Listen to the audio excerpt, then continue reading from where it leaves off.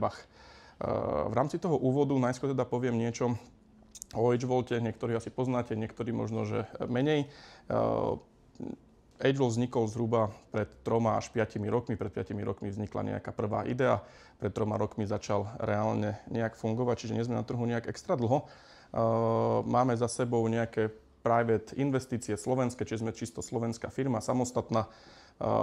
Máme za sebou nejaké grantové financovanie a za tie 3 roky sa nám podarilo vybudovať ekosystém, ktorý smeruje k tomu, aby každý majiteľ parkovacieho miesta dokázal na tom parkovacom mieste prevádzkovať nabíjaciu stanicu podľa svojich potrieb, podľa svojich možností a tak, aby si tou nabíjacou stanicou buď riešil vlastné potreby, čiže aby tou nabíjacou stanicou nabíjal vlastný fleet, alebo aby tou nabíjacou stanicou zvýšil alebo zlepšil ten primárny účel toho parkovacieho miesta.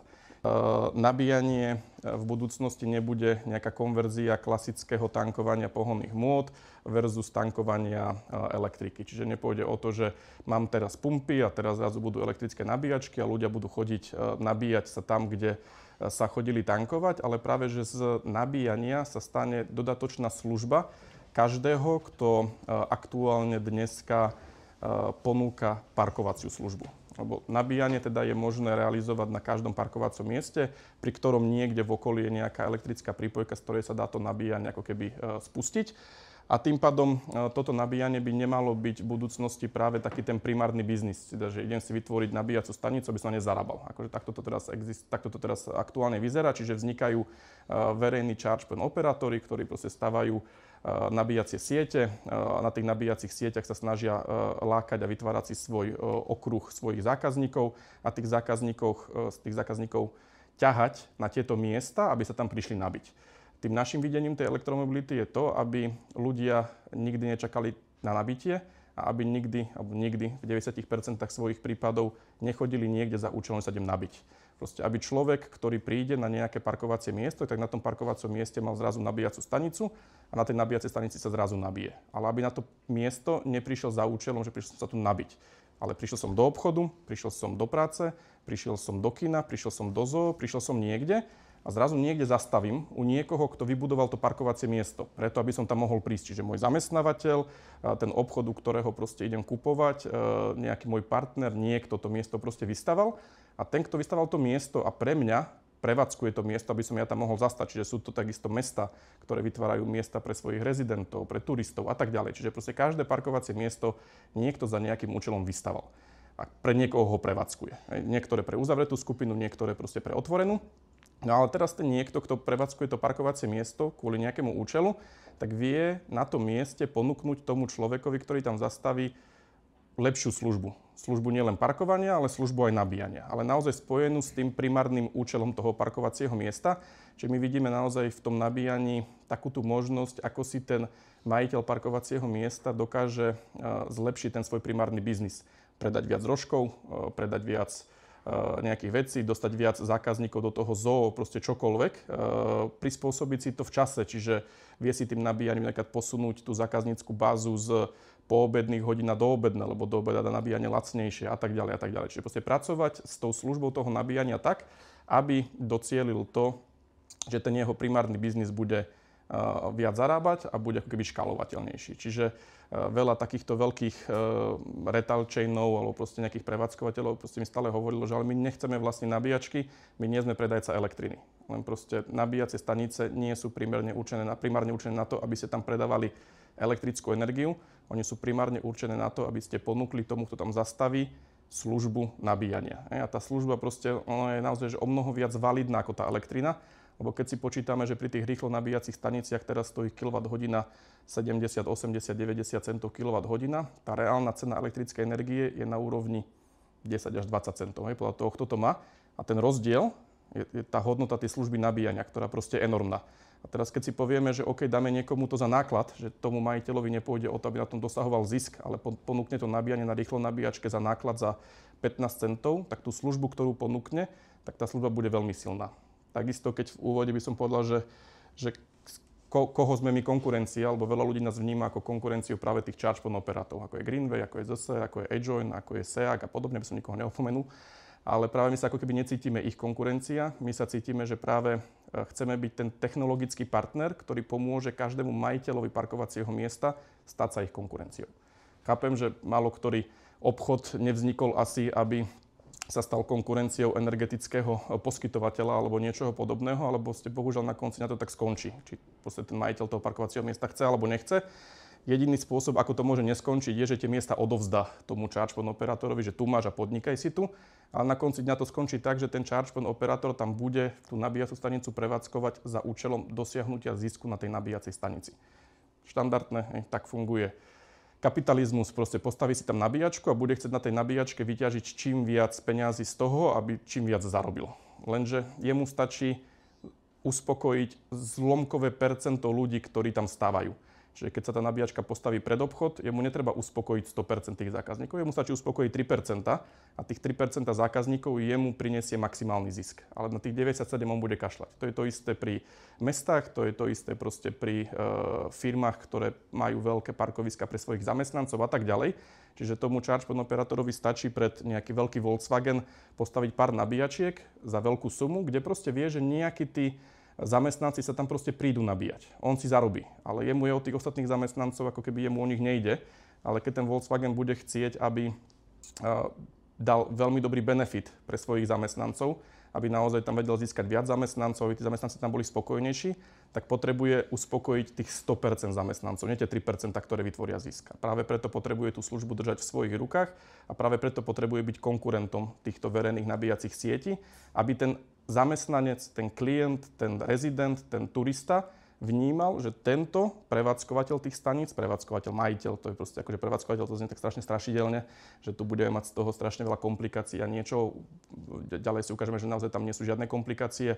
Je to len o to poskytnúť to miesto a to miesto utilizovať tak, že si poviem sám, za koľko sa tí ľudia budú nabíjať.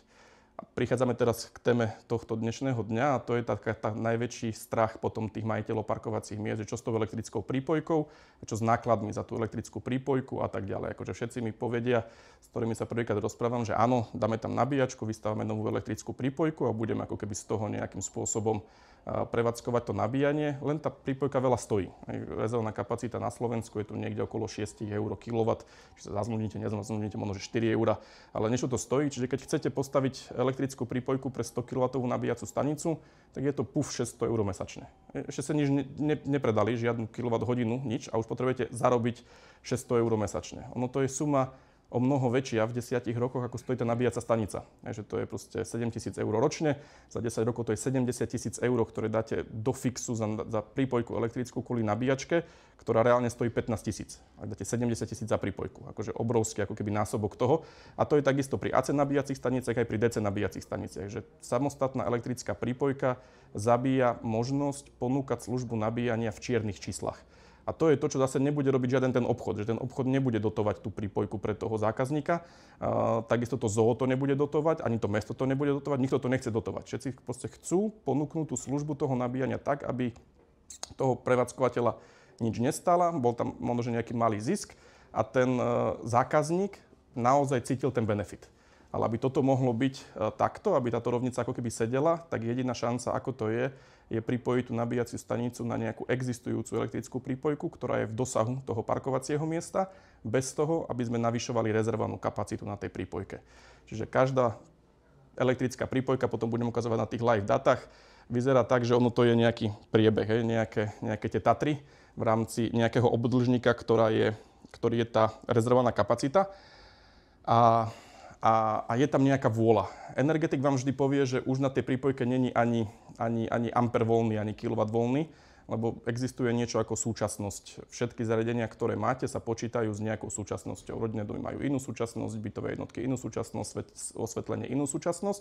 A tá súčasnosť vlastne spája to, že vy máte jednu prípojku v objeme 100 amper, predstavme si nejakú hodnotu a za tou prípojkou máte x iných ističov. Oni tie ističe v sume sú vždy väčšie ako tých 100 amper. Ale tá súčasnosť tých ističov po vynásobení, čiže mám napríklad, že 1,3 či 0,3 súčasnosť, tak mám istič 10 amperový krát 0,3, tak ten mi zoberie ako keby 3 ampere z toho hlavného ističa. Ďalšie ampere, ďalšie ampere. A takto sa mi naščíta, že ten hlavnú prípojku mám plnú. Že už tam neviem dať ďalší istič. len pri nabíjaní, ktoré je riadené energetickým manažmentom, je aj podľa normy, aj podľa legislatívy možné to, že ho môžete počítať so súčasnosťou 0. Čiže máte prípojku, ktorá má 400 A, je už plná, je za ňou 1200 A ističov so súčasnosťou 0,3, je plná. A teraz vy tam k tej 400 A prípojke dáte 400 A istič za to, alebo len vypínač a potiahnete z toho 500 nabíjačiek. A stále sme OK, lebo my povieme, že tých 500 nabíjačiek je so súčasnosťou 0. Čiže ako náhle idem niekde k špičke, čiže prichádzam na hranu toho 400 amperového maxima, ktoré je, tak ja až keď ho prekročím, čiže my ako keby v našom energetickom manažmente vždy počítame s tým, že ho prekročíme, že nastaví sa nejaké maximum, či už 400 A, či už 200 kW, proste ľubovoľné maximum, ktoré má to dané miesto. Takýchto miest môže byť na lokalite viac. Prvé miesto je štandardne nejaký hlavná prípojka, ďalšie miesto môže byť nejaký podružný rozvádzač, ďalšie miesto je nejaký ďalší rozvádzač, nejaký kábel, proste čokoľvek.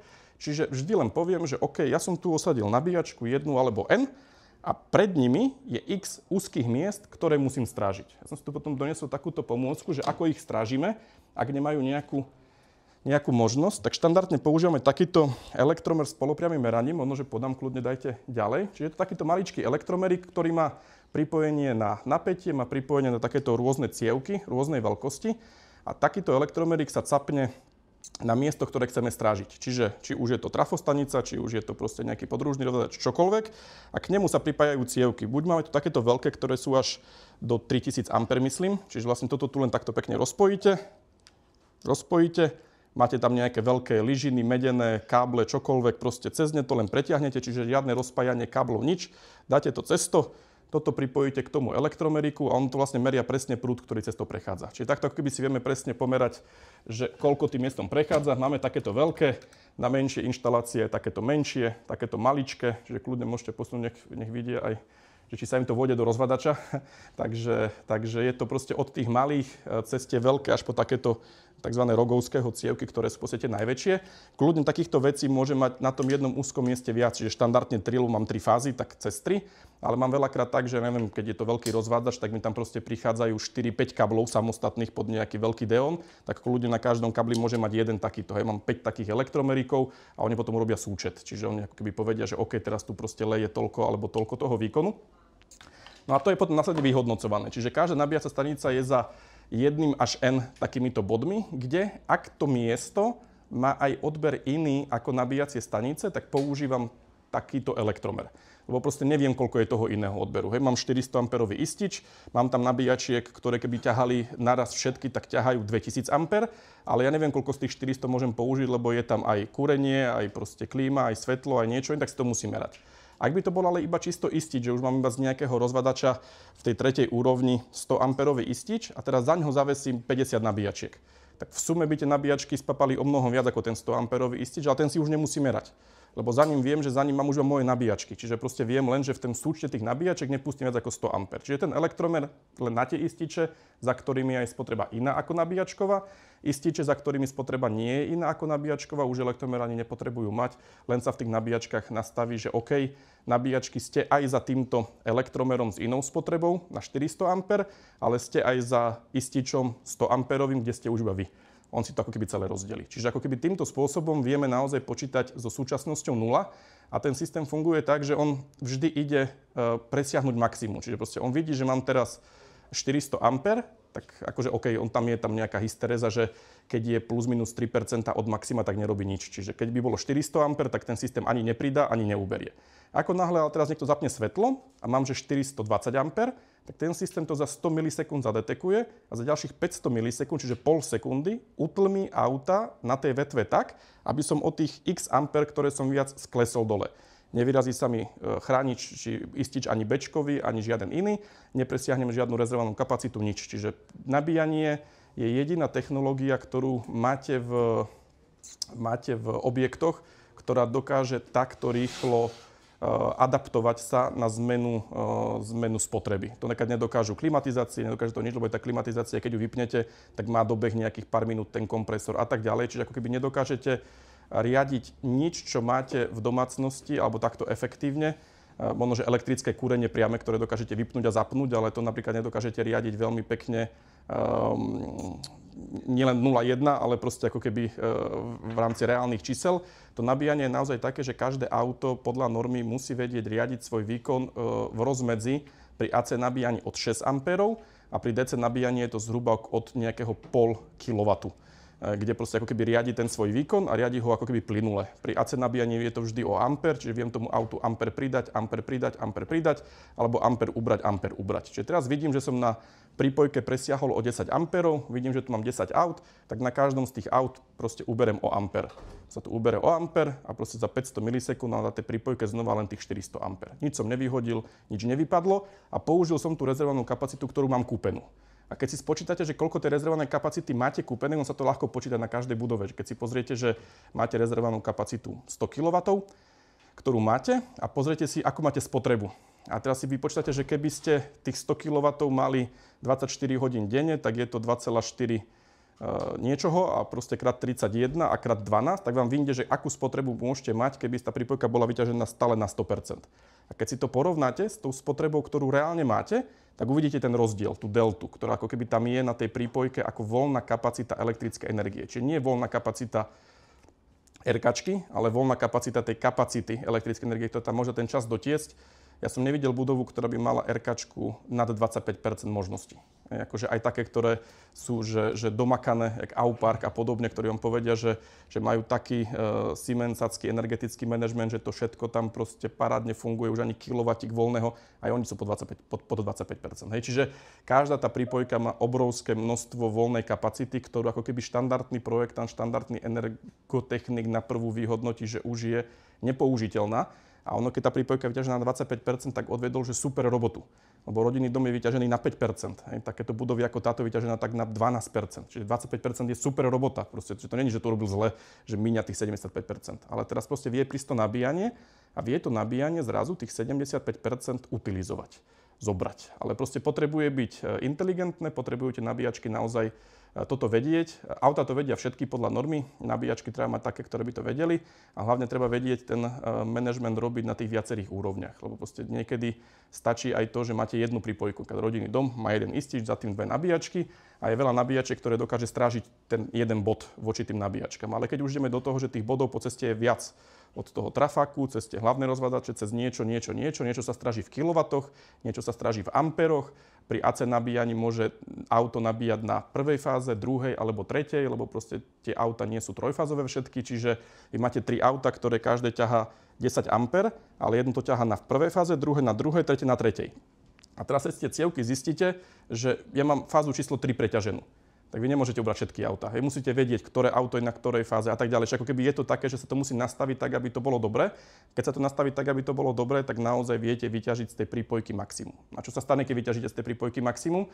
Tak poprvé vám reálne klesne cena elektrickej energie. Čiže vy aktuálne cenu elektrickej energie počítate tak, že zoberiete celú faktúru od toho, čo vám príde, 1000 eur, a zistíte, že ste spotrebovali 1000 kWh.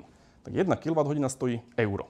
Tak to proste máme. No ale teraz, keď my spotrebujeme tých kWh viac, tak nám rastie len tá zložka za tú energiu. Čiže tá fixná zložka za ten istič ostáva rovnaká. Čiže ak nespotrebujem 1000 kWh, ale spotrebujem 3000 kWh, tak reálne mne faktúra nepríde 3000 eur, nepríde 2000 eur. A zrazu už tá cena elektrickej energie je nižšia, ale už je nižšia aj pre počítač, aj pre svetlo, aj proste pre všetko. Ja teraz si môžem ako keby, buď si to ako keby robím takto, že proste poviem, že ten fixný náklad za tú prípojku sa rozpočítava aj pre to nabíjanie. Ja teda mám to tak, alebo druhá možnosť, ktorá je, že si poviem, že OK, tak ja počítam, že ten fixný náklad mi ostáva plynúť len na to, čo tu bolo doteraz. Len na to svetlo, len na tie počítače, ale tým pádom ako keby k tej elektromobilite ho vôbec nemusím pripočítať. Čiže zoberiem si len tú zložku tých kWh, tej ceny za kWh a len to poviem, že je môj náklad na to nabíjanie tých elektromobilov a tam sme naozaj u veľa firiem priemerne aj aktuálne okolo 10 centov na kWh. Akože niektoré 15, ktoré to nakúpili strašne, tak 20, ale ako keby hýbeme sa naozaj že veľmi, veľmi dole. Máme firmy, ktoré sú akože pod 5 centami reálne pri tej komodite. Majú aj nejakú fotovoltiku, majú proste niečo. Čiže tá cena za tú kWh môže byť naozaj že veľmi, veľmi nízka. A teraz, keď za túto cenu ponúknete to nabíjanie tým vašim klientom, rezidentom, turistom, komukoľvek, tak ste vytvorili akože brutálnu konkurenciu voči tým public prevádzkovateľom nabíjacích staníc, ktoré si tam postavia samostatnú prípojku, ktorú musia platiť, nabíjačku, ešte vám platia aj nájom a tak ďalej a tak ďalej. Vy nemusíte platiť nikomu nájom, nemusíte platiť RKčku a viete proste ponúknuť to nabíjanie veľmi efektívne. A presne o tom celom je ten energetický manažment, aby toto dokázal spraviť. No ale také tie základné otázky, vždy sa nás pýtajú, že dobre, pochopili sme. A teraz poďme sa spýtať, že mám tu 100 amperový istič, no koľko tam môžem dať nabíjačiek? To nie je otázka, aj 1000. Že to je úplne jedno. Že ku klasickému rodinnému domu, ja stále hovorím ten príklad, máte 25 amperový istič, úplne v pohode 15 nabíjacích staníc. A tých 15 nabíjacích staníc, keď tam príde večer 15 aut, tak tých 15 aut dobije svoj priemerný denný dojazd. Ale keby tých 15 aut nabíjalo naplno, tak tieto 15 x 32 ampere, to sme niekde na úrovni 500 ampere, ktoré ako keby dokážu vytiahnuť naraz, ale im stačí ten 25 amperový istič. Oni si proste podelia počas noci tú spotrebu, ktorá na ňom je a každé z tých aut dobije zhruba 40-50 km. Keď by prišli menej tých aut, alebo jedno bolo viac nabité, druhé menej, tak ten systém rozloží ten výkon, aby proste každé nabilo. Samozrejme, keď príde jedno, tak to ako keby cucne celé. Dôležitá otázka je skôr tá, že teda nie, že koľko nabíjacích bodov môžem založiť, ale čo tými nabíjacími bodmi chcem tým ľuďom, ktorí tam prídu, ponúknuť. Koľko kilometrov, v ktorom čase im chcem dobiť. A to je tá otázka, ktorá ako keby z ktorej vyjde ten energetický manažment, že či tam môžem do tej garáže podať 10 nabíjačiek alebo 100. Musím sa spýtať, OK, kto mi tam stojí? Tak stoja mi tam tenanti, nájomníci. Dobre, a tí nájomníci tam ako dlho stoja? No štandardne tam stoja, že celú noc, lebo cez deň jazdia na tých autách, cez noc stoja. Alebo naopak, stoja mi tam zamestnanci, tak oni tam stoja 8 hodín každý deň, inak proste jazdia. Dobre, a koľko tí zamestnanci priemerne nabehajú? Tak väčšina je tu z okolia, no tak 50 km denne. Tak dobre, tak mám zamestnanecké auta, 50 km denne, mám ich tu 100, tak potrebujem denne nabiť 100 krát 50 číslo. A teraz toto číslo si môžem povedať, že či mi zostáva v tej fuge tej RKčky. Že to je vlastne len to, že ja si len proste pozriem, že OK, za týchto 8 hodín si pozriem ten 15-minútový graf, pozriem si, koľko RKčku vyťažujem, pozriem si ju, koľko platím, medzi tým je nejaký objem elektriny a počítam, že na 100 km potrebujem 22 kWh. Ľahká matematika. A viem z toho krásne zistiť, že za týchto 8 hodín dokážem nabiť do tých aut 5000 km, 10 000 km. A zistím, že tí moji zamestnanci potrebujú len 2000. Tak môžem tam mať nabíjačky, či nie? Môžem. A to je jednoduchá odpoveď a jedno, koľko ich je. Proste ak tie kilometre postačujú, môžem. Ak zistím, že nepostačujú, nemôžem. Ale keď sme takto vlastne hodnotili akúkoľvek budovu od malých po tie veľké, tak vždy tie očakávania, ktoré mali tie majiteľia, že koľko by chceli ponúknuť, sú tak akože zlomok z toho, čo môžu. Že on si tak ako keby málo ľudí uvedomuje, že koľko strašne veľa môže ponúknuť, pričom koľko si myslí, že môže ponúknuť. Ako taký ten najväčší rozdiel v tom vnímaní som vnímal, keď sme robili štúdiu pre Aupark, ktorý proste prišiel s tým, že nemajú už ani kilowatt, nedajú ani proste jednu maličký wallbox, nedá sa plný. Dopočítali sme tu ich RKčku, MRKčku a všetko to, čo proste majú a riešili sme to v takomto porovnaní, by to bolo také ľudské, že koľko by v budúcnosti ako keby vedel ten Aupark nabiť aut celej Petržalky. Čiže berieme, že v rámci Petržalky je 37 000 aut, myslím, ktoré ako keby parkuje v rámci Petržalky a že teraz keby všetky tie auta boli elektrické, tak koľko by potrebovali nabíjania. Ten Aupark sám pri existujúcej prípojke by umoril, tam to bolo 35, 6, 7% všetkých týchto aut. Čiže 37% aut celej Petržalky by nabil len Aupark s existujúcou elektrickou prípojkou. Proste akože obrovské číslo, akože obrovské. Je tam v Petržalke veľké Tesco, sú tam ako keby ďalšie ako keby veci, ktoré keby ponúkli takéto nabíjanie, tak sa nemusí vystavať žiadna elektrická prípojka. Tieto auta nemusia stať pred bytovkami, môžu stať pri tom Tesku, v tom Auparku, keď aj cez noc nechajú tam auto, idú nejakou kývadlovou dopravou, domov každé 3-4 dní, nabijú sa. Naozaj tej kapacity tam je veľmi veľa, len treba proste ísť podľa toho, že koľko nabíjacia stanica môže byť umiestnená koľko nabíjacích staníc môže byť umiestnených na parkoviskách. Toto nie je otázka, ale tá správna otázka je, že koľko kilometrov nabíjania je budova v určitom čase schopná ponúknuť. Na toto máme krásne aj online kalkulačky, potom ich ukážem u nás na webe, kde si vyklikáte tú veľkosť tej prípojky, vyklikáte si ten váš priebeh, ktorý máte a vám to ako keby krásne ukáže, že v ktorých hodinách ste schopní koľko kilometrov ponúknuť. Že to je také tá prvá vec, ktorú môžete ako keby si vypočítať, či už pre tých svojich rezidentov zase na noc, alebo proste pre tých svojich klientov, proste pre hockoho. A tam uvidíte, že naozaj na tej vašej prípojke je možno nabiť o mnoho viac, ako očakávate.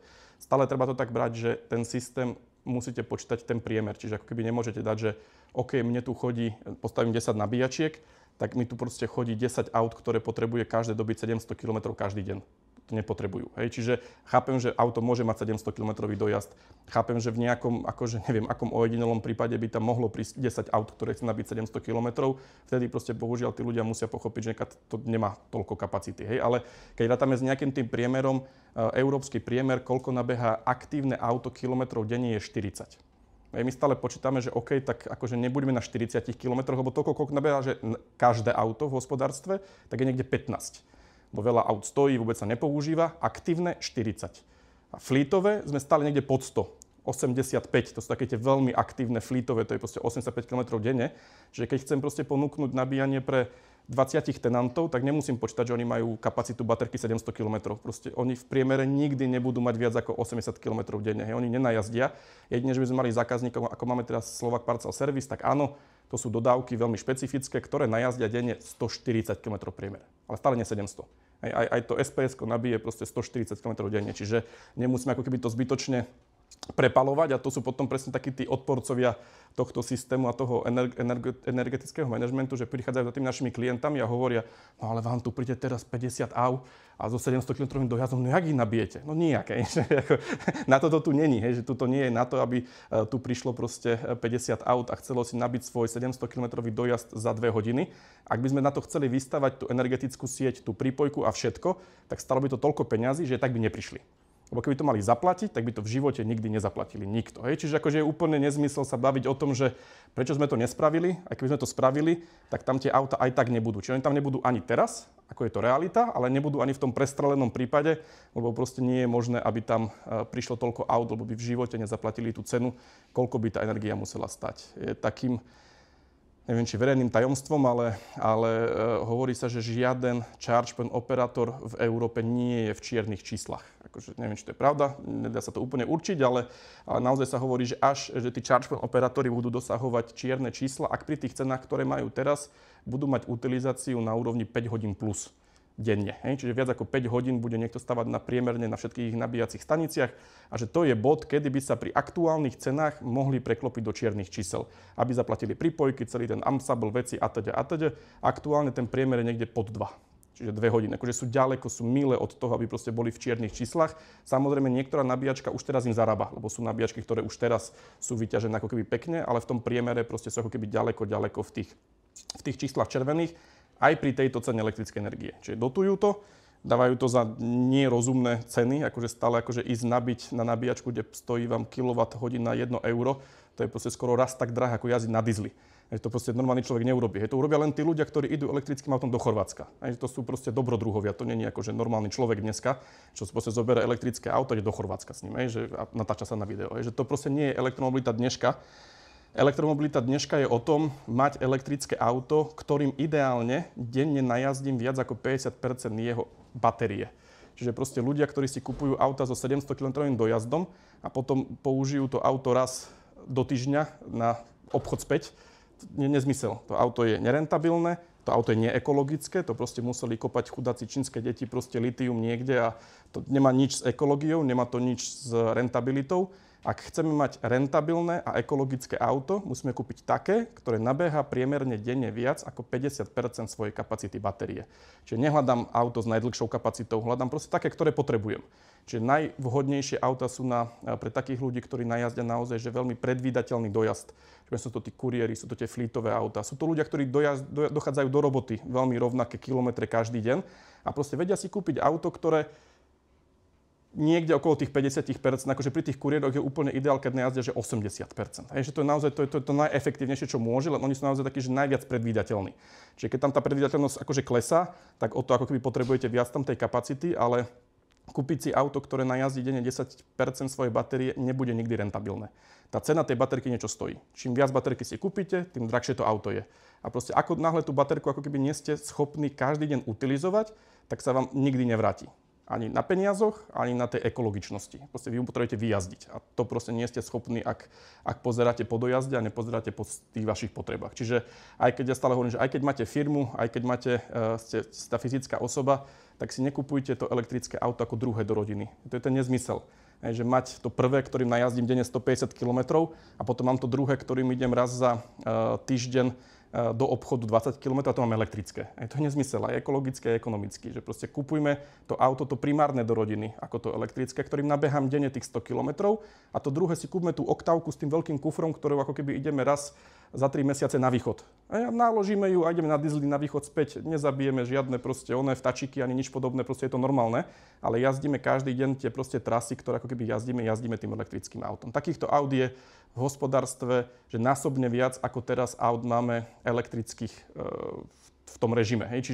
Čiže nie je to také, že by sme teraz už nemali ktoré auto vymeniť za elektrické. Môžeme vymeniť strašne veľa a rentabilne. Hej? Že keď si kúpite auto a naozaj tak, jak Slovak Parcel Service prejazdí na tom aute, že nabíjajú tie auta na svojich depách, zo svojej elektriky, na tých našich wallboxoch, nenavyšovali si RKčku, nabíjajú to v noci podľa cien okte, ktoré akože ešte my ako keby v rámci toho energetického manažmentu posúvame to nabíjanie tak, aby proste vedeli nabíjať práve v tých hodinách, ktoré sú najlacnejšie, pomaly až okolo 0 na tom okte a tak ďalej, tak oni dokážu naozaj prevádzkovať to elektrické auto už teraz plus minus za cenu toho dieselového. Čiže proste ich mesačný náklad na leasing plus palivo vychádza toľko, čo na diesel plus leasing. A to sa im oplatí, hej? Že vtedy ten šofer povie, na tom aute sa mi jazdí lepšie, to auto je predkúrené, predchladené, proste všetko je fajn, lebo vie, že na tom není stratový. Ale kým si tí šoféri v tom SPS-ku mysleli, že na každé auto proste budú stratoví 200 mesačne, tak to auto bol šmejt, to nedojde nikde, to kopú čínske deti, to je neekologické, to proste bude vybuchovať, horieť a ja neviem čo všetko ďalšie,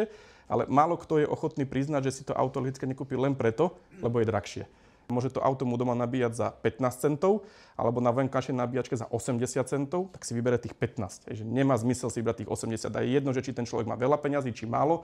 Proste všetci ľudia sú od podstaty finančne senzitívni. A keď by sme mali pumpy, kde na jednej pumpe by stal diesel euro 50 a na inej stojí diesel 1,499, tak môj oco ide tam. Aj keď tá pumpa je 20 km ďalej, hej, tak ide tam, lebo tam zarobí cent. A ani netuší, koľko on zarobí cent. A teraz si predstavte, že do tohto sveta by malo prísť nabíjanie, kde na jednej nabíjačke stojí kilowatt 20 centov, na druhé 80. To je proste akože mentálny výbuch pre tých ľudí, hej? Že oni teraz proste pozerajú po centoch pri tých benzínkach a teraz keby videli ten násobok, tak proste to by bol pre nich, že oni by pol dňa riešili len to, kde mám ísť nabíjať, hej? Lebo proste je to ako neskutočný rozdiel nabíjať za 80 centov a za 20 centov. Pri 20 centoch ste hlboko pod cenu dieslu na kilometr a pri 80 ste nad cenu dieslu za kilometr, hej? Čiže to je to reálne ako keby game changer, ako to nabíjate. Ale teda, aby to nabíjanie naozaj mohlo byť lacné, musíme ísť od toho, že to nabíjanie primárne neponúkať pri tých diaľniciach a primárne na miestach, ktoré sú určené na nabíjanie. Takých miest bude musieť byť veľa. Proste idete z Bratislavy do Košic, potrebujete niekde nabiť. Hej, že akože to není, že teraz všetky miesta môžu byť len také, že bežné. Musí byť veľa miest určite v budúcnosti, aj takých, kde potrebujem ten vysoký výkon, kde proste potrebujem tú rýchlosť, kde potrebujem dobiť tú nabíjačku, ako keby rýchlo, áno, ale ako keby tých trás nebude, akože hovorí sa podľa štatistík, že nebude viac ako 10%, ja neverím osobne tomu, že ich bude viac ako 5%. Čiže akože stále 90 až 95% elektriky, ktorá sa v budúcnosti dobije do elektrických aut, bude dobitá na miestach, kde ľudia neprišli za účelom nabiť sa. Prišli za účelom úplne iným a nabíjanie im bolo poskytnuté ako doplnková služba. Čiže tak, ako máme tu, elektromobilita v budúcnosti nie je o garancii plného nabíjaceho výkonu, nie je o garancii toho, že sa tam veľa dobijete, je o poskytovaní cenovo a efektívnej dostatočnej služby nabíjanie pre reálne potreby užívateľov. To ale musí byť postavené na tom efektívnom a silnom energomanažmente. Ja tak ako som slúbil, poukazujem, kľudne keď sa máte, tak sa pýtajte, keď niečo k tomuto. Ja sa zatiaľ zapnem nejaké tie live data u tých našich zákazníkov, nech to vidíte aj na nejakých grafoch. Tu napríklad máme jednu lokalitu ministerstva vnútra. Keďže máme, neviem, či 200 lokalít, či koľko vlastne pre ministerstvo vnútra, pre polície, tak ja to dávam vždy ako taký ten veľmi dobrý use case, lebo všetci vieme a minimálne vedzte, že tá polícia nemá akože tie budovy v tuti stave, hej, že podobne, čiže naozaj tie lokality nie sú vôbec, že prepalené, že by tam teda mali toho ako keby cez nejaké obstarávania nejak strašne veľa nadhodnotené, že sú to naozaj lokality akože veľmi v tomto biedne. A tu napríklad v tom energetickom manažmente vidíme, neviem, či tam je tu viac, a je tu viac. Čiže toto tu hore, ak prepínam, tak sú tie úzke miesta. Čiže mám ako keby viacero úzkých miest, kde mám definované pre každé úzke miesto, že koľko zoberie. Hej, čiže toto úzke miesto je definované 400 ampermi ako maximálny prúd, ktorý môže týmto úzkým miestom prejsť. Máme tu nejaké ďalšie, tu je 125 A, nejaký podružný rozvádzač a tu je ďalších 125 A. A teraz keď pôjdem do toho EMS, máme tu aj potom nejaké pekné grafy, že vidíme ten power a ten charging power, čiže toto je nejaký presne ten istič pre nabíjacie stanice, nejaký iba istič pre tie nabíjačky. Čiže vidíme, že tu je linka charging ako nabíjanie a celkový výkon. Čiže toto tu je istič, ktorý je ako keby maximálny. Jak je nabíjanie, tak vlastne aj ten celkový výkon a obmedzoval by ho. Hej, ale je nastavený aktuálne vyťažený na 24,8%. Proste tam nabíja niekto nejakými, neviem, 7 kW a ten maximum proste, ktorý tam je, sme ako keby ďaleko pod tým maximum. Čiže takto si to ako keby ten systém pekne stráži, vie tam mať viacero tých miest, na ktorých to proste je.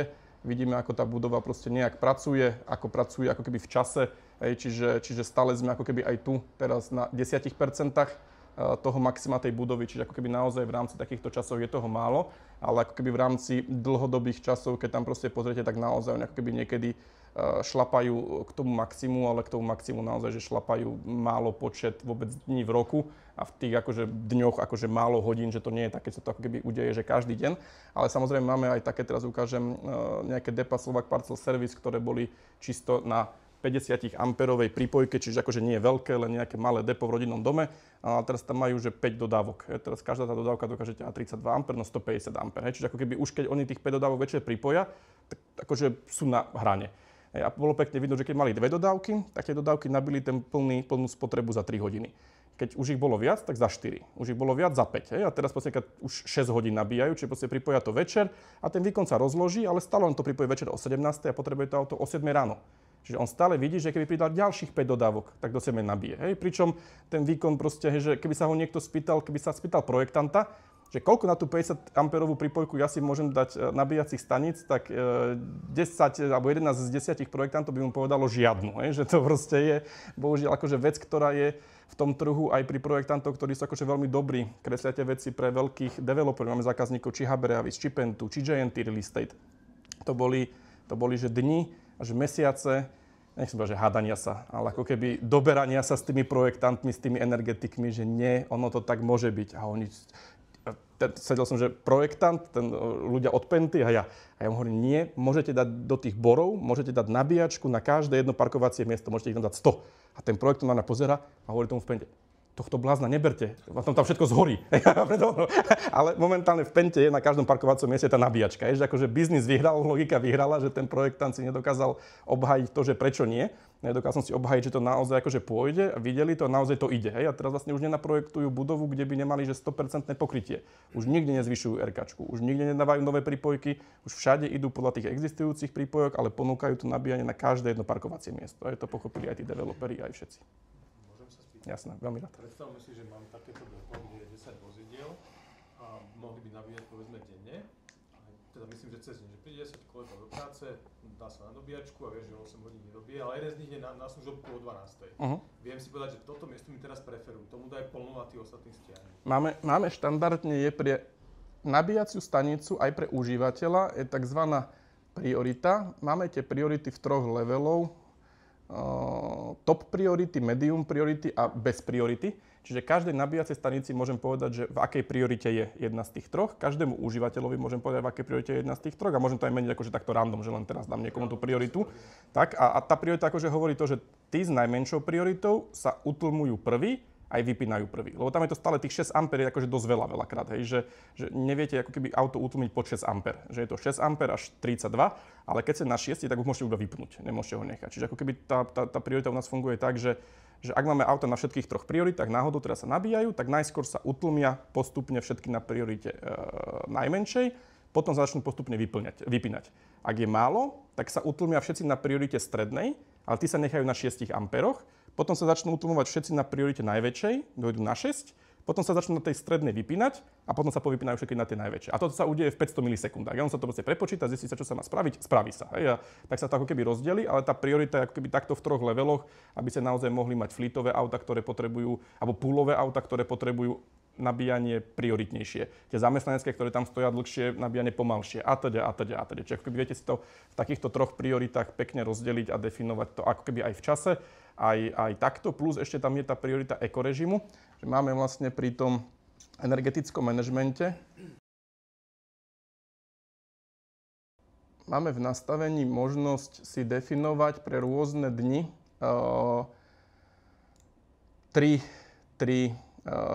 alebo dve vlastne možnosti. Je to akože komfort, to je vec, že keď mám nastavenú tú prípojku na 200 A, tak všetci mi teraz ťahajú tak, aby som vyťažil 200 A. Druhá možnosť je eko a vtedy sa snažím na tej prípojke vyťažiť, že 0 kW. To je akože, všetci to riešia s tým nabíjaním z fotovoltiky, že to je veľmi komplikovaná a komplexná vec, to je proste strašne jednoduché. Máte fotovoltiku a vy, keď chcete reálne, aby to nabíjanie ako keby znešlo, vy nechcete nabíjať toľko, čo fotovoltika vyrába. To je akože najväčší nezmysel, ktorý ja vždy počúvam, že vždy prídem za niekým a povie mi, no my vyrábame toľko kilovatov a teraz chceme z tých kilovatov nabíjať. Prečo? Keď tá budova to spotrebuje. Nabíjajte z toho, čo vám urobí prebytok. Čiže nie z toho, čo fotovoltika vyrobí. To vám je úplne jedno. Vy chcete akože primárne, aby to proste spotrebovala tá budova, alebo tú budovu neviete odsunúť v čase. Nabíjanie viete. Budova nech berie najskôr a keď vyrobíte prebytok, tak ten prebytok dajte do aut. Čo znamená prebytok? Prebytok je 0 kW na hlavnej prípojke. Nič iné. Proste začne prípojka mať minusové číslo, čiže tá cievka mi ukáže, že mám minus 0,5 kW, tak zapnem nabíjanie o 0,5 kW. To je všetko. A to si môžem zastaviť ako keby pre rôzne hodiny dňa. Čiže ako keby v nejakých hodinách chcem nabíjať komfort, že keď chcem mať eko do 16. večer, ale o 16. večer chcem mať už komfort, lebo keď mi auto nestihlo nabiť z toho ekorežimu, viem, že už o 16. to nestihne dobiť, tak po 16. už pustím komfort, lebo viem, že to auto potrebujem tak či tak dobiť do rána. No a potom je tu aj stav suspended, čiže ako keby v tej hodine to úplne vypnem a to je na nabíjanie vtedy, keď mám nízku, vysokú tarifu proste, alebo niečo podobné, že chcem nabíjať iba v istých časoch, tak ako keby viem dať toto. No a potom tu máme ešte v rámci systému máme ešte nabíjanie na spotovom trhu, na okte trhu. Tu máme nabíjanie na energetickom na okte trhu, na krátkodobom trhu, s tým, že okte zverejňuje ceny vždy deň vopred, čiže dneska o 14. budú zverejnené ceny pre každú hodinu zajtra a podobne, čiže to vždy akože vopred. A tu si ten človek môže ako keby nastaviť, že si počíta ten cost z short-term marketu, nastaví si nejaký add-on, čiže nastaví si short-term market multiplier, čiže ako keby, lebo nikto nemá úplne tú cenu toho okte, že vždy máte k tej cene okte nejaký ešte fix za prípojku alebo za niečo, potom ako keby nejaký variábel, čiže to si to ako keby ponastavujete, že tým pádom ako keby poprvé presne ten systém počíta, že koľko vás stalo to nabíjanie. Takí úplní fajnšmekri sú... Ste tu? Niekto od vás? Pán Polorecký.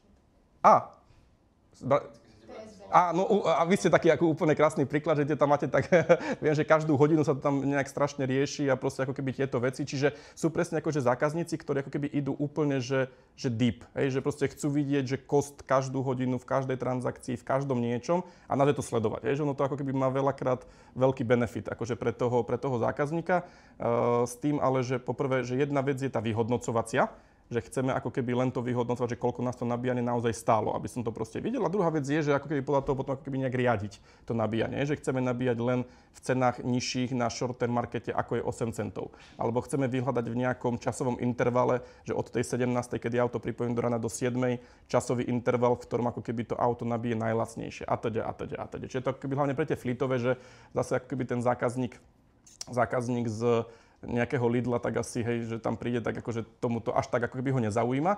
Ale zase akože kľudne môže byť aj ten zákazník v nejakom takomto obchode motivovaný, že pozri si dopredu, koľko bude u nás nabíjanie stať a že my ti dáme len to cenu, koľko proste my platíme na short-term markete, alebo proste v tej fotovoltike a toho zákazníka ako keby dostanú práve v tých časoch, lebo väčšinou tá cena tej elektriky je najnižšia vtedy, keď je veľakrát obsadenosť tých obchodov akože najmenšia. Čiže ako tam chceme toho zákazníka dostať, chceme ho tam dostať cez deň od 10. do 2. kedy tam proste málo ľudí chodí a svieti mi slniečko, alebo ho tam chceme dostať v noci na to parkovisko, lebo v noci na tom parkovisku je tak, no čo tam mám pred Lidlom, nikoho, tak ich tam dostaneme ako keby v noci na to miesto a dám im to nabíjanie nejak lacné, ale keď mi ten človek príde si po to auto ráno, tak si kúpi u mňa rožok. Že nejde mi o to, aby som predal v noci elektriku ani tomu Lidlu, ani proste nikomu nejde o to predať tam tú elektriku. Im ide o to, že ponúknuť tým ľuďom to, že stojte u mňa pred tým obchodom, v noci sa tu nabijete za pár centov a proste ráno si príďte po auto a kúpte si u mňa rohlík.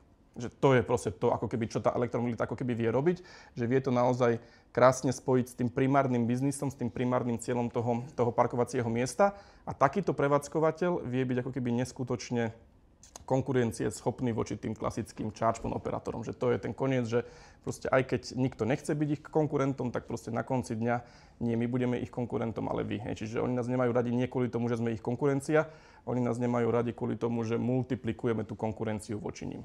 Od začiatku my sme hovorili o tom H-Volte ako o Airbnb vo svete elektromobility alebo o nejakom Bolte vo svete elektromobility. Čiže my nechceme byť tým konkurentom tých taxislužieb. My chceme urobiť z každého majiteľa auta konkurenta taxislužieb. To isté proste aj u nás, že my ako keby nevlastníme ani jednu nabíjacú stanicu, nemáme ani jednu elektrickú prípojku, že my nie sme ten end poskytovateľ.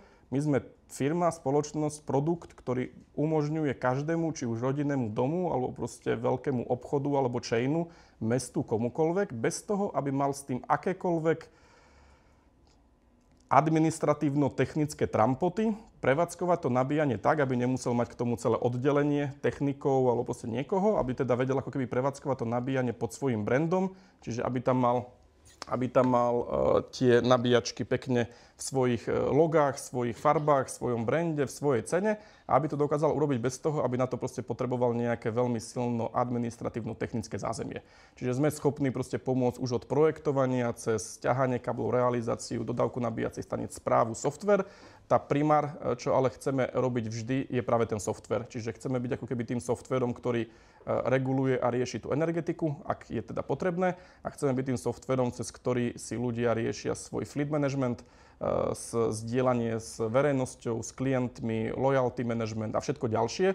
O tom celom je ten náš MyH-Volt, ktorý ako keby stále vyvíjame. Ako hovorím, nie sme tu dlho, stále ten MyH-Volt tak, ako vyzerá, aj tento energetický management tak, ako vyzerá, nie je niečo, čo sme si nakreslili pred 3 rokmi. Chceli sme robiť niečo úplne iné, toto povedali naši zákazníci. Máme už niekoľko stovák, niekedy im to šlo, niekedy nešlo, aj teraz im to niekedy ide, niekedy nejde. Netvárime sa, že sme dokonali, tvárime sa, že sme stále v trhu a na trhu, ktorý ako keby môže chvíľku neísť. Ale akože u nás chvíľka znamená naozaj, že chvíľka. Hej. Čiže akože sme zase spoločnosť, je to stále ten startup, ktorý je agilný, ktorý vám zodvihne aj o polnoci, ktorý proste, keď niečo chcete, tak vám dokodí, doprogramuje. A my to nerobíme preto, lebo proste je to pre nás akože tá oštara. My to robíme preto, lebo sa na tom veľa naučíme. Hej. Čiže každý takýto zákazník, ako tu pán Polecký, ktorý proste príde s tým, že niečo chcú nové, tak my proste vieme, že práve to, čo oni chcú nové, tak my to ako keby využijeme ďalej. Hej. Že zúročíme to, čo chcel jeden a proste ako keby ponúkneme to následne všetkým ostatným. Čiže aj ten software, ktorý stávame, je čisto cloudový, ten MyH-Volt. Čiže je v cloude a ako náhle tam vlastne doprogramujeme funkcionalitu akúkoľvek pre kohokoľvek, tak ako keby majú k dispozícii následne všetci. Hej. Čiže v tom je to ako keby viac agilné, presne ako ten Bolt a to Airbnb. Čiže nepostavíme vám samostatnú, tak to majú spoločnosti ako Virta, neviem, ktorí ste tak akože viac hlboko v e-mobilite, ale sú spoločnosti ako Virta, Drives, Etrel, Ocean, ktoré ako keby ponúkajú rôzne cloudy, ale oni ich presne ponúkajú pre tých charge point operátorov. Že Virtu používa, myslím teraz zase Drive, Etrel, Ocean používa Greenway, čiže oni vám zoberú ten kód, dajú vám ho, prefarbičkujú vám ho ako keby do tej vašej CPO farbičiek a vy si ako keby ho užívate, sám zavretý. Že tu bohužiaľ ako keby my tento cloud nikomu nedáme, že tu máš a používaj ho len ty s tvojimi datami, s tvojim všetkým. Je to celé v cloude. A môže sa do toho cloudu pripojiť ktokoľvek, kto má nabíjaciu stanicu. Nemusí mať našu. Čiže keď máte niekto nabíjacie stanice, môžete sa zaregistrovať na myhvolt.com. Tú stanicu si tam pridáte a môžete keby ju hneď zverejniť. Zverejniť ju v sieti našej, čiže každému, kto má registráciu na myhvolt, môžete ju zverejniť len cez QR kód, čiže človek príde k tomu QR kódu, odfotí ho, vyťahne sa mu stránka, zaplatí bez toho, aby mal nejakú registráciu, ale môžete ju hneď zverejniť v rámci e-roomingu, čiže môžete ju zverejniť všetkým tým sieťam, ktoré tu sú od DCS, ktoré pokrýva všetky automobilky, Greenway, OMV, Slovnav, proste komukoľvek. Čiže cez nás ju pekne si pripojíte, cez nás ju spravujete, cez nás si nastavujete ten energetický manažment a cez nás si nastavujete tú službu toho zdieľania, proste tie permišny, že v ktorej hodine kto tú stanicu môže používať, v akej priorite a za aké peniaze. A to si tam nastavíte a takto ju používate. Že to je ako keby všetko, je to easy, nie je to proste nič náročné, nad čím proste by trebalo akože strašne rozmýšľať a niečo strašne riešiť. Je to proste o tom si to tam pridať a používať to tak, aby tá stanica bola benefitom pre každého, kto tam zastaví. To je asi všetko. Ešte teda ukážem nejak kľudne tie ďalšie, aj bude vidno to okte a podobne. Jasné, super. Toto je rozhratie rozhranie, v ktorom ja ako vodič si definujem, ako sa má moje auto nabíjať? Nie, toto tu je rozhranie priamo tejto krabičky. Dám aj túto pošlem. Je to riadiaci priemyselný automat. Kľudne pošlem. Je to od spoločnosti Teco, česká spoločnosť vyvíjajúca priemyselný hardware. Táto krabička je na každej lokalite a v tejto krabičke je definovaný lokálny energetický manažment a pripojenie nabíjacích staníc do cloudu. Čiže pre tých, ktorí ako keby nechcú riešiť cloudový energetický manažment, lebo keď vám vypadne internet, to prestane fungovať a podobne. Čiže pre väčšinu lokalít montujeme takýto smart systém, ktorý je jeden na lokalitu a k tomuto smart systému sa pripoja všetky nabíjačky na lokalite a aj všetky tie elektromery, ktoré som tu dával ako keby kolovať. A tento smart systém vlastne to len prepočítava. Čiže berie dáta zo všetkých elektromerov, podľa tohto rozhrania ako keby ich rozdeľuje ten výkon do všetkých tých vozidiel. Táto stránka MyHVOLT, kde si môžete spravovať už vernostné programy, akože veľa vecí pre toho majiteľa nabíjacích staníc, ale ako keby aj mobilná aplikácia pre toho EV Drivera. Čiže EV Driver by nemal chodiť do týchto kvázi webových aplikácií. Čiže jedna webová aplikácia je tá lokálna, kde ten človek si ponastavuje tú lokalitu a ten energetický manažment, aby fungoval tak, ako má, aj pri výpadku internetu, pri čomkoľvek. Potom druhá je táto cloudová, kde ako keby ten majiteľ tých nabíjacích staníc spravuje multilokačnú správu, čiže spravuje proste veľa lokalí, vidí reporty z fleetu svojho, proste zo všetkého, spravuje tie zdieľania voči verejnosti, zdieľania voči svojim zamestnancom atď. A potom pre toho EV Drivera, tak ten poprvé by nemal využívať akože žiadnu aplikáciu, ako máme tú aplikáciu pre neho, ale ten by mal využívať ideálne proste buď len tú nejakú RFID kartičku, alebo v najlepšom prípade auto. Väčšina aut sa ako keby vie už autorizovať, hlavne teraz voči DCčkám, ako keby same seba. Čiže proste pripojí človek auto, je zaregistrovaný, ono ho to autorizuje a nabíja. Keď to nevie autom, tak proste buď tou kartičkou, alebo potom tou mobilnou aplikáciou, ale ideál tak, že do tej mobilnej aplikácie nemusí chodiť a niečo vyberať. Na tých nabíjacích staniciach sú NFC tagy, sú QR kódy, čiže proste príjete k tej nabíjacej stanice, keď máte všetko dobre nastavené, tak len priložíte mobil s NFC čítačkou k nabíjačke a spustí sa vám nabíjanie. Takže to je ako keby ten cieľ pre toho užívateľa. Mne tak chýba taký moment, že povedzme by som mohol, keď ráno prídem do práce, povedať, že OK, toto auto má byť 16:00 pripravené, toto o 15:00 a toto nám stačí o 2 dní. Proste, aby ten systém vedel pracovať s takouto informáciou. Viem, že je to zložitejšie z hľadiska užívateľa, ktorý chce prísť, nacvaknúť a zabudnúť, ale na druhej strane asi ho vieme donútiť tým, že keď sa len nacvakneš, tak sa budeš nabíjať tým najvyšším možným prúdom. Keď si otvoríš aplikáciu, môžeš si povedať, kedy chceš byť hotový. A toto viete? Toto teraz je v tom SPS-ku, ako som hovoril, podľa toho Okte, čiže tam je nastavené pre každé auto, kedy ráno auto odchádza.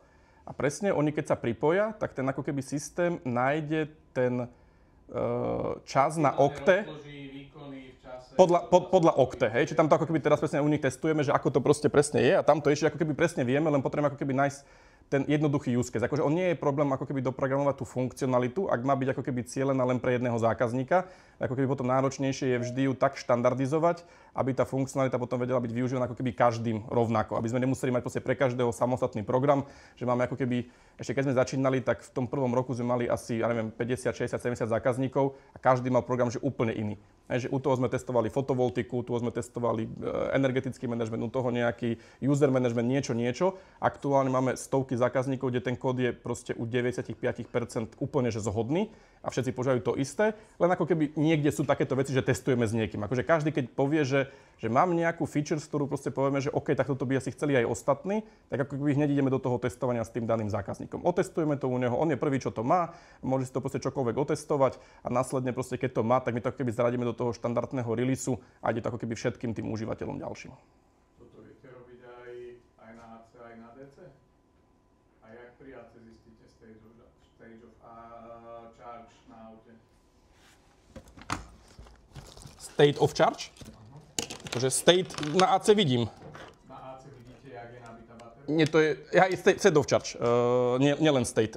Takéto tu niečo malé, práve preto to máme, takže ja to tam ukážem, mám to ešte rozobraté dokonca. Takáto... Ja som strašne rád. Toto tu je nový OBD tracker, ktorý testujeme od Teltoniky. Je to OBD tracker, veľmi ako keby taká maličká vec, šupnete to do auta. Akurát som bol teraz cez víkend na východe, som to testoval, či to už ide, už tam máme pripojené. Kľudne nechám tiež, keď chcete prekolovať, si môžete pozrieť. Je to maličká vec, ktorú vopcháte do OBDčka, do auta a dáva to 2500 data pointov z OBDčka. od teploty pneumatík cez stav batérie, stav článkov, cez stlačenie brzdového pedála, plynového pedála, GPS súradnice, proste všetko to dáva. A plus máme k tomu, ale nemám ju tu, mám ju tu, takúto RFID čítačku. Je to bluetoothová RFID čítačka na baterky. Dáte si tu lepiaci pásek oboj strany, prilepíte do auta, máte dva tlačítka, modré, firemné nabíjanie, červené, súkromné nabíjanie. Prepnete si typ nabíjania a priležíte kartičku. A autorizujete sa v aute ako vodič. A nepotrebujete ako keby žiaden fleet management. Čiže toto, ako keby okrem toho, že nám to dá info o aktuálnom stave baterky, potreby v kilowatt-hodinách, koľko musím dobiť. Čiže proste pri DCčkách vidím percento, ale percentom je veľakrát akože na nič. Že je to percento veľakrát, lebo môže to byť percento, to není vždy rovnaká baterka. Že keď vidím 35%, tak je mi to vlastne na to, keď nevidím nič. Že je to proste úplne to isté. Ale ako je to stále nič. Čiže toto presne pre tých fliťákov by mal byť tento OBD tracker, ktorý ako keby tam dajú a v jednej sume, v jednom gerete môžu mať nie len práve ako keby o mnoho lepšie riadenie toho výkonu, ale aj kompletnú knihu jazd s kompletnými ekorežimmi, warningmi toho jazdenia. Tam proste ono to sčíta preťaženia toho auta v zakrutách, pri pridávaní, pri brzdení, proste všetko. Čiže ako keby úplne štandardný fleet tracker. A plus ešte s touto, toto vlastne chcela hlavne Tatra banka, neviem, či to niekto z Tatra banky, ale toto ako keby riešila práve Tatra banka, že oni proste potrebujú, že majú veľa tých púlových aut a oni proste potrebujú prihlásiť toho vodiča. Čiže a toto komunikuje cez Bluetooth s tou hračičkou, čo máte v ruke, a tá hračička má v sebe maličkú SIM kartu a posiela to cez MQTT ku nám na portál. Čiže potrebujete jednu SIM kartu, ktorá je tam v tomto a tam toto stojí, ja neviem, reálne 40-50 eur, že nie je to ako keby drahá vec, toto stojí tiež 30 eur. Čiže za 70 eur máte veci, ktoré teraz stoja pri tých štandardných komandéroch a proste ako keby spoločnostiach, ktoré ako keby riešia to trackovanie tých aut, tak to stojí ako keby násobne viac a aj násobne akože viac mesačne a tak ďalej. Čiže tu si vlastne kúpite jedno alebo dva zariadenia, dáte do toho jednu SIM kartu a vlastne máte kompletné prehľady o tom vozidle na tom portáli. Čiže tam ideme. Čiže akože to sú veci, ktoré akože neriešite presne ako prvý, že akože riešia sa postupne, takže sú to veci, na ktoré sa pozeráme a práve pre nás ako keby tí fleetoví zákazníci sú ako keby veľmi dôležití, lebo to je teraz ten segment, ktorý kupuje najviac tie auta. A my tak berieme, že ak to má kúpiť fleeťak, tak to proste ten fleeťak ale potrebuje použiť na viacero spôsobov. Že máme málo fleeťakov, ktorí nabíjajú auto len jedným účelom. Čiže proste oni buď nabíjajú u seba v práci, že cez tú noc, ale veľa fleeťakov automaticky berie auto domov, že proste tomu zamestnancovi domov. Práve preto sme toto vyvíjali vyše roka s jednou partnerskou spoločnosťou. Je to AC-čková 22 kW nabíjacia stanica s RFID čítačkou, s displejom a s LTčkom, ktorá je teraz, neviem, 650 eur, myslím, 750 eur. 699 za nejaké peniaze. Čiže toto si klasicky ako keby vie dať ten fleetový manažer domov, tomu svojmu zamestnancovi a vie to vlastne vyhodnocovať kompletné reporty z tej spotreby, následne cez ten portál náš to veď ako keby preplácať tým zamestnancom domov a tak ďalej a tak ďalej. Plus, ale je to ako keby veľmi dobrá vec, stále riešime aj takých tých prevádzkovateľov väčších budov, kde majú nejakých nájomcov a podobne. Všetci majú teraz problém s hasičmi. Hasiči to je proste jedna... strašne sú super, akože bez nich by sme tu zhoreli všetci, ale na druhú stranu je to s nimi katastrofa kvôli tomu, že oni sa boja tých požiarov. Ja ich chápem, že proste príde to auto, oni to nevedia uhasiť, tu sa proste radšej dajú peniaze na košele s tými čímto bambusovými vláknami, či kakaovými, či neviem akými proste vláknami, aby sa im proste kúpilo niečo, čím to auto vedia uhasiť, to nie, lebo tam to není ide ukradnúť z toho tie peniaze, tak radšej tie košele. Takže boja sa toho, ja ich chápem, že sa toho boja, ale ako keby oni chápu, že nemajú výtlak na to, aby zakázali vstup elektrických vozidiel do budovy. To by im neprešlo nikdy v živote. Tak sa snažia zakázať montáž nabíjacích staníc v budovách. Čo je nezmysel? Akože veď nabíjačka ochráni to auto, aby nezačalo horieť. Proste, nabíjačka zistí v predstihu, že to auto bude horieť. Proste, keď tam vôjde to auto do tej garáže, a nepripojí sa k nabíjačke, tak ak má zhorieť, zhorí. Akože žiaden požiar žiadneho elektromobilitu v Európe nebol spôsobený nabíjaním. Je to nezmysel, číri nezmysel. Čiže ak auto do tej garáže vôjde, lebo tam prišiel niekto nakupovať, alebo tam niekto má tú svoju firmu, tak proste tu, keď vôjde niekto do podzemnej garáže, lebo tam má parkovisko dedikované a kúpi si elektroauto a bude tam stať každý deň, tak keď tu vonka pred nami nájde na pätník a obije baterku a vôjde tou baterkou do tej garáže a zastaví, tak tá budova zhorí. A tá nabíjačka tomu nijak nepomôže ani neuškodí. Je tam len problém, že keby tam tá nabíjačka bola a on by to auto pripojil k tej nabíjačke, tak to auto by vyhlasilo problém a tej nabíjačke by to povedalo a tá nabíjačka by to mala šancu niekomu povedať a to auto by mali šancu vytiahnuť. Tá nabíjačka je prvok, ktorý môže zabrániť požiaru v garáži. Nie ho zapričiniť. Čiže, ale keďže sú pažarnisteky sú, aby som sa vrátil k tomu, kde som bol, tak ako toto tu je krásna vec, lebo máte si 400V zasúvky po celej garáži. A poviete, že máte 400V zásuvky, to vám ako nezakažuje žiaden zákon, norma, nič. Naťaháte si 400V zásuvku ku každému parkovaciemu miestu. Výhoda teda tohto je, že si to pripojíte potom do tej zásuvky. Toto má takú peknú dokinu, ktorú dáte na stenu. Môžete z toho nabíjať auto a aj toto je súčasť nášho energetického manažmentu, čiže aj takýchto 30 nabíjačiek môžete mať miesto proste osadené, pripnuté v tejto zásuvke a vieme ako keby ich výkonnostne riadiť ako tie wallboxy. Čiže ako keby je to tá výhoda, nemôžete to mať niekde, kde vám to niekto odmontuje, akože teraz riešime k tomu aj to, aby to malo ešte zohora takú druhú pokrývku a nejaký aspoň troška zámok alebo niečo podobné, aby to mohlo byť nejak. Výhoda je tá, že pri klasickej nabíjacej stanici musíte mať prúdový chránič typu A a istič na každý nabíjací port samostatne. Toto je od toho oslobodené, čiže má to len vo vnútri RCD-čkovú cievku, ktorá robí ako keby to isté, len to nemá tú páčku. Najhoršie sú nabíjačky, keď máte wallboxy vonka, všetci riešia to, že im padajú prúdové chrániče. To proste čo policajt, tak proste to policajt, keď donabíja, tak to vždy vyzerá takto, že donabíjal veľa vonka vody a potom proste príde, keď tam naprší a nasneží, zobere tento konektor, dá ho do auta a prúdový chránič vonka.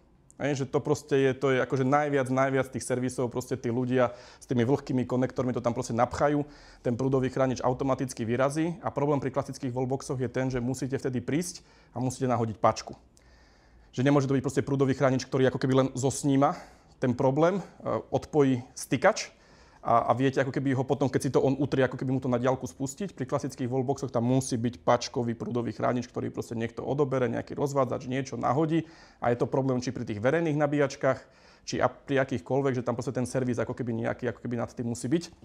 Toto je výhoda tá, že to má v sebe tú RCD-čkovú cievku a ona zaznamená to isté. Čiže keď dáte merací prístroj revízny, tak aj táto vám vyhodí. Úplne rovnako vám to vyhodí, ale keď to vyťahnete z auta, tak sa automaticky resetne tá cievka, utrete, dáte späť do auta a keď je všetko dobre, tak začne nabíjať. Čiže ako keby tá výhoda nie je v tom len, že je to proste bez tej pevnej montáže, tá výhoda je aj v tom, že to reálne môžete k tomu pristupovať troška grobianskejšie ako k tomu klasickému wallboxu, lebo pri tých klasických wallboxoch ten problém je naozaj že veľký. Treba myslieť na to, že kde to má byť ten prúdový chránič umiestnený, lebo niektorí to strašne chcú, že oni ťahajú samostatný kábel ku každému konektoru z nejakého hlavného rozvádzača, taký veľký rozvádzač a tam urobí kábel ku každému jednému nabíjacemu konektoru. Tam dá prúdové chrániče typu EV, čo je najväčšia zlodejina, ktorá existuje, to stojí 500 €, proste vôbec to tam netreba, ale všade to je nakreslené. Ja čo chytím projekt, to proste, že poistky a prúdový chránič typu EV. To ja vždy odpisujem, minule niekto nám písal, tak som odpisoval, že nech žaluje toho projektanta o náhradu škody, lebo to je niečo strašné. Že prúdový chránič EV je len kombinácia prúdového chrániča A reziduálnej ochrany proti DC-čkovému prúdu, ktorá podľa normy ale musí byť v Európe súčasť každej nabíjacej stanice. Čiže k nabíjacej stanici v Európe vám treba užívať prúdový chránič typu A. A ten je buď v nabíjacej stanici, alebo ho treba doplniť. Ten stojí 40 €. Ale prúdový chránič EV stojí 500 €. A je to isté, akože to není, že niečo lepšie, že super, dal som niečo kvalitné. Je to isté, je to úplne to isté, len ste ušetrili pri montáži 460 €. To je proste len o tom. Ale plus teda, čo my stále odporúčame, že nikdy neťahať z rozvádzača samostatný kabel pre nabíjacú stanicu, vždy proste vyťahnuť slučku. My ako najviac ťaháme veľmi radi slučku 4x50 ajkiny po vonkajšku alebo slučku 5x16 cikiny po vnútrajšku a ťahám slučku. Ukážem vám taký pekný článok, ktorý k tomu máme. Čiže montujeme veľmi radi takúto krabicu. Zase potrebujete ten energetický manažment, čiže úplne odbiehame od témy. Čiže ako náhle máte ten energetický manažment a viete rozdeľovať výkon medzi tými nabíjacími stanicami, tak vám je jedno, koľko nabíjačiek zavesíte na jeden kabel. Proste kabel má 100 A, istič predtým, ale či tam zavesím 3 nabíjačky, či 300, je mi to proste úplne jedno, ak tam mám ten energetický manažment. No a môžem to vešiať takto, že My tam dávame takú, aby sme zase boli. Snažíme byť nie že low cost, my sa snažíme ako keby hľadať riešenie, ktoré je technologicky dostatočné pre dané potreby, aby tú elektromobilitu urobilo rentabilný. Čiže tu sme prišli na to, tak to má to celá tá Penta v Boroch a podobne, či to prešlo aj takými developermi a projektantami na konci ako v Pente a tak ďalej. Je to 40 kanalizačná rúra. Kúpite v Hornbachu kanalizačnú rúru 40, odrežete 70 centy a takto ju položíte do zeme. Do zeme žiadny betón, suchá montáž, obsypete pieskom, traja chlapi vám to proste vykopú, zakopú za deň, nemusíte ako keby nič riešiť. A ťaháte tam káble, tu sú nejaké ukážky, tu sa donačíta za chvíľku, takto.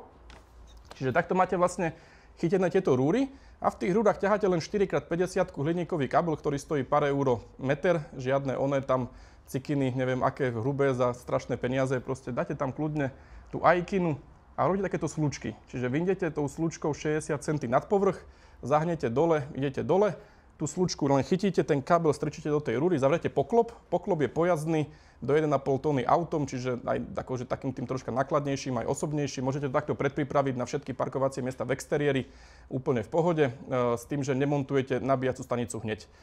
Toto vyzerá. Ako náhle si poviete, že OK, tak ja tu chcem nabíjačku. Tak my tam proste len prídeme, do toho horného poklopu robíme dierku, káble vyťahneme hore, cvakneme tú slučku a tú slučku pekne tak dáme, očistíme a vopcháme do toho nášho slimu. Dole má svorky, ktoré sú proste až do 50 kábla. Dáte ten slim a potom, tu, tak neviem, či to vidno, ale tu je taká ešte železná troška konštrukcia, ktorú tam ako keby dávame, ktorá sa chytí ešte do tej kanalizačnej rúry. Môžete si to ísť kľudne otestovať, to naozaj na veľa lokalitách. Drží to, nevyvratíte to proste, aj keď to není obetonované. Tá rúra stojí 35 eur, keď si ju kúpite, a ten poklop 7 eur. Proste keď máte namiesto toho robiť betónový základ, tak je to proste akože násobne drahšie. Či toto je naozaj riešenie, ktoré vie urobiť každý kopač, jednoducho proste si to kúpite kdekoľvek, nainštalujete si toho koľkokoľvek a môžete to hlavne nainštalovať, že všade vopred. Že máte veľké parkovisko a nemusíte riešiť, že či budem chcieť nabíjačku tu alebo tam, akože keď sa kope, tak všade, medzi každé dva parkovacie miesta rúra, hej, jeden kabel, kľudne 16 takýchto rúr, máte ich tam dané a keď si poviete o 2 mesiace chcete tú nabíjačku, tak tu, o 2 mesiace chcem tu, tak tu a už tam len proste prídete, dáte nabíjačku, spojaznite a idete. Čiže tu sú nejaké tie inštalácie, takto to vyzerá v tej rúre kanalizačnej v zemi. Takto, keď tam tá nabíjačka už je pripojená. Čiže snažíme sa už nerobiť betónové základy, snažíme sa proste už len naozaj ísť týmto spôsobom všade, kde sa len dá. Už koniec, ešte som chcel jednu vec ukázať, to ešte stihnem, verím. Nástroje sú také dva najlepšie pre tých majiteľov nabíjacích staníc. Prvé je výpočet a overenie potrebnej prípojky. A teda aspoň vám ukáže proste plus minus to, že či to proste môžete alebo nemôžete. To je jedna. A potom druhá je tá navratnosť prevádzky nabíjacej stanice. To je také o mnoho krajšie ešte, že máme tu potom jednoduché a rozšírené. Že rozšírené je tak, že proste veľa rôznych nabíjačiek si tu môžete nahádzať s rôznymi cenami. Všetko to je predvyplnené, aspoň na to prvé. Ale keď dám to jednoduché aspoň, čiže máme jednu AC nabíjacú stanicu, jednu, priemerný náklad na elektrínu 20 centov, doba používania denne nejaká, čiže keby bolo len hodina denne, alebo dáme, že ten priemer teraz je 2 hodiny používania. Predajná cena 0,35 je taká teraz trhovo štandardná pre AC nabíjanie.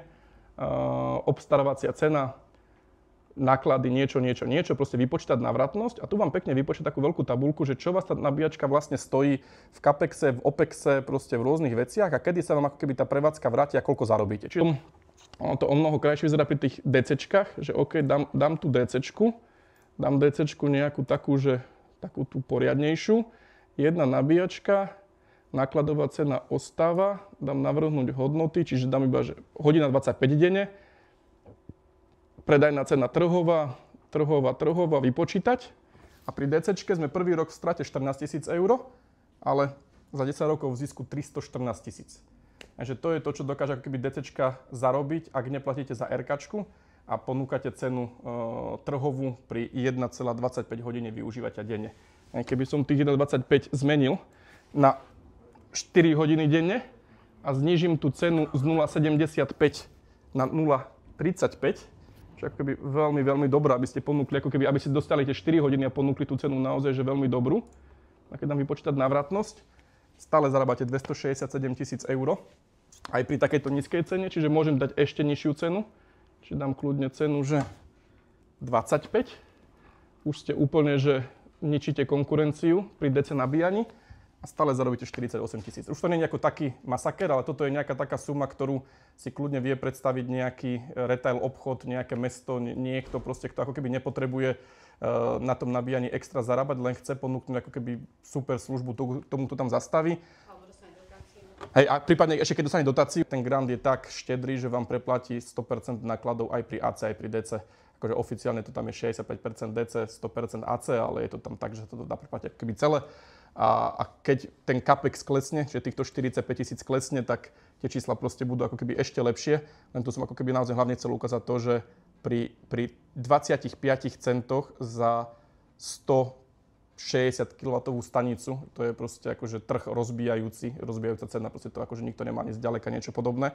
Ste stále schopní pri tom energetickom manažmente a bez platenia samostatnej prípojky mať tú sumu takúto.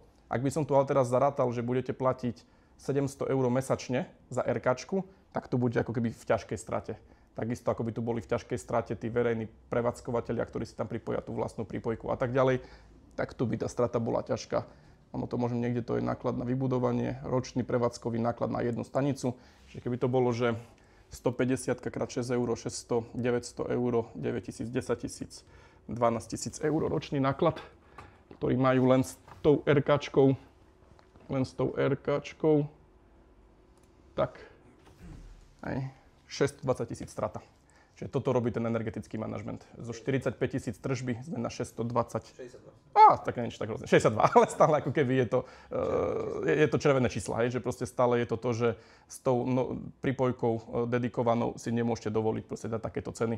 Proste ak tam ceny chcete mať akože dobre, tak musíte naozaj ísť do tých čísel vyšších. Ako náhle idete do čísel vyšších, musíte dávať tú utilizáciu menšiu, lebo už vám tam toľko hodín neprídu tí ľudia nabíjať. A keď dáte tú utilizáciu menšiu, tak musíte ísť ešte do vyšších čísel a proste pri tých aktuálnych, čiže aj pri tej hodine 20 denne a pri tej cene 75 centov by sme stále boli v červených číslach. Čiže ten energetický manažment naozaj robí ten deal breaker medzi tým, že či je rentabilné tú nabíjačku vlastniť, alebo to nie je rentabilné. A keď to je rentabilné, tak naozaj to vie byť tá veľmi dobrá služba verejnosti. A už končím, prepáč.